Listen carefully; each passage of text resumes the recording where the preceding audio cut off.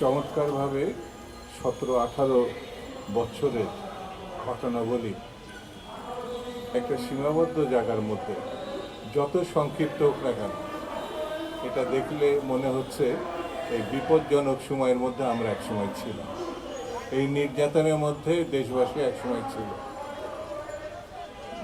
কি ভয়ঙ্কর শাসক সেই সময় ছিল, সেটি এই ফটো জার্নালিস্ট অ্যাসোসিয়েশন তাদের আলোকচিত্রের মধ্য দিয়ে চমৎকারভাবে তুলে দেবে। সেখানে আবু সাইদের ছবি যেমন আছে, ঠিক তেমনি আমাদের নেত্রীকে কিভাবে, তিনি জাতীয় নেত্রী বললে ভুল হবে আমার কাছে বিবেচনা, যিনি সারা বিশ্বকে নাড়া দিয়েছিলেন গণতান্ত্রিক আন্দোলনে, সেই দেশনেত্রী বেগম খালেদা জিয়াকে কীভাবে অপমান করে তার বাড়ির থেকে বের করে দেওয়া হয়েছিল, সেই ছবিও এখানে আছে।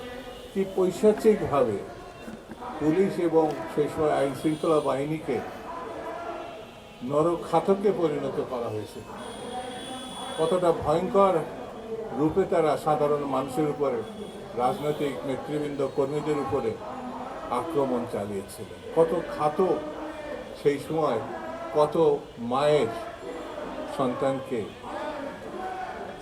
হত্যা করেছে। বন্ধুরা, আজকে এই ছবির মধ্য দিয়ে আমরা দেখতে পেলাম আমাদের একটা কঠিন অতীত আছে।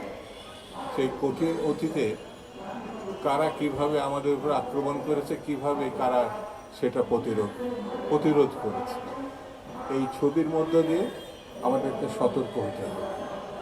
এই ছবি যেন আবার ফিরে না আসে। ঠিক তেমনি যারা এই প্রতিরোধ আন্দোলনে ভূমিকা পালন করেছেন দেশে এবং বিদেশে, এই যেমন আমার ডান দিকে আলাল ভাই আছে, মামলা একটা দুটো হতে পারে, কিন্তু 400-500 মামলা হবে গণতন্ত্রের সপক্ষে লড়াই করার জন্য। এটা তো বিশ্বাসযোগ্য না আমাদের পৃথিবীর কোনো জায়গায়। ঠিক তেমনি আমার বাম দিকে সালে ভাই আছে, দেশে না বিদেশেও তারা প্রতিরোধ আন্দোলনকে দেশের আন্দোলনকারীদের চাঙ্গা করার জন্য কিভাবে গড়ে তুলেছিল। এখানে ফটো জার্নালিস্টের সেসব নবীন প্রবীণ নেতৃবৃন্দ আছেন, অনেক সাহসিকতার সঙ্গে সেই সময় ছবি ধারণ করা এবং প্রকাশ করা, এটা এই সময় এই মুহূর্তে বোঝা খুব কঠিন হবে। সেই সময় এটা একটা ছবি নিতে গিয়ে তার জীবনও বিপন্ন হতে পারে। ছবি প্রকাশ করার কারণে চাকরিও সেই সময় হারাতে হয়েছে। সেই জন্য আমার কাছে মনে হচ্ছে ছবি সবসময় অতীতকে শুধু নাড়া দেয় তা না, জীবন্ত ইতিহাসকে সামনে নিয়ে আসে।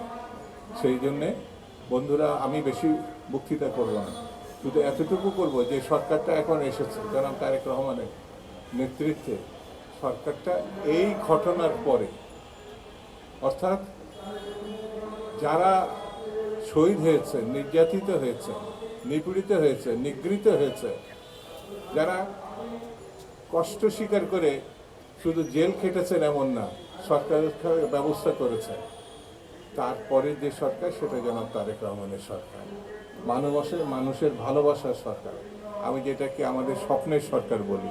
এই সরকারের পাশে আমি দাঁড়ানোর কথা এই কারণে বলি, এই সরকার যদি কোনো কারণে ডিস্টার্ব হয়, না থাকে, তাহলে এই দেশে বসবাস করার মতো পরিস্থিতি থাকবে কিনা আমার 50 বছরের রাজনৈতিক জীবনে আমি খুব শঙ্কিত বোধ করি।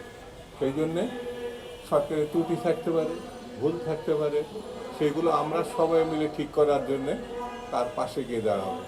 কিন্তু যদি বিশৃঙ্খলাকারী, আপনারা লক্ষ্য করেছেন যে সারা দেশে একটা মহল বিশেষ নানান কায়দায়, নানান ভাষায়, অপপ্রচার বললে ভুল হবে, এরা 71-এর মুক্তিযুদ্ধের সময় মুক্তিযুদ্ধকে কলঙ্কিত করার চেষ্টা করেছে। মুক্তিযুদ্ধের পক্ষে তো যায় নাই, স্বাধীনতা যুদ্ধের পক্ষে তো যায় নাই, এরা বরঞ্চ সেই স্বাধীনতা যুদ্ধকে ঠেকানোর চেষ্টা করেছে। এখনও সেই অপশক্তি কিন্তু তৎপর। আপনাদেরকে, আমাদেরকে, সবাইকে সেই শক্তি সম্বন্ধে এবং দেশবাসীকে সজাগ সতর্ক করার জন্যে প্রতিনিয়ত প্রায় একটা কথা বলছে যে বিএনপি যেন আর তৎপর না, সেইভাবে কাজ করছে না।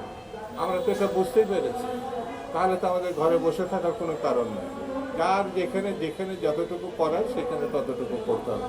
আর কিছু কথা থাকলে আমরা আমাদের নেতার সঙ্গে বলবো, যথাযথ ফোরামে বলবো, কিন্তু সুযোগ দেওয়া যাবে না অপশক্তিকে। সেই দিকে আপনাদেরকে দৃষ্টি রাখা। আর এই ধরনের জীবন্ত যে চিত্র প্রদর্শনী, আমি বাবু তালুকদারকে আবারও ধন্যবাদ দেবো, তার সহকর্মী, তার সভাপতি সহ নেতৃবৃন্দকে। আমরা কতটা নির্যাতনের এবং ভয়ঙ্কর দিবস এবং রজনী পার হয়ে এখানে এসেছি, সেটি একবার করলে হবে না, বারে বারে। এবং এই শুধু ঢাকাতে না, প্রতিটি বিভাগে শহরে যদি সম্ভব হয় সেখানেও এই চিত্র প্রদর্শনী ব্যবস্থা করতে হবে। এবং সরকারকেও, আমি সালেহ ভাইকে, উনিও সাংবাদিক মানুষ, আমি অনুরোধ করব যে সহযোগিতা করতে হবে। বিভাগীয় পর্যায়েও এই নির্যাতনের কথাগুলো আমাদের তুলে ধরতে হবে, এবং জেলা পর্যায়ে আরও ভালো হয়, ঘরে ঘরে হলে আরও ভালো হয়। কিন্তু শুধু ঢাকাতে না, ঢাকাতে আমি এটাকে ঢাকার বাইরে নিয়ে যাওয়ারও আমি তাদের, হ্যাঁ, আমি সেটাকে 7টা জেলার যে উদ্যোগ নিয়েছেন আরও ভালো। কারণ আমরা এই যে মঞ্জম হোসেন আলাল ভাই বললো না যে আমরা স্মৃতিতে অনেক কিছু হঠাৎ করে ভুলে যাই, মানে অতীতে আমরা অবহেলার ভিতর ফেলে দিই। সেই জন্যে স্মৃতিতে একটু নাড়া দেওয়ার মতো ঘটনাও থাকতে হবে, যে ঘটনা আমাদের আছে, সত্য ঘটনাই আছে, সেই দিকে দৃষ্টি আকর্ষণ করে।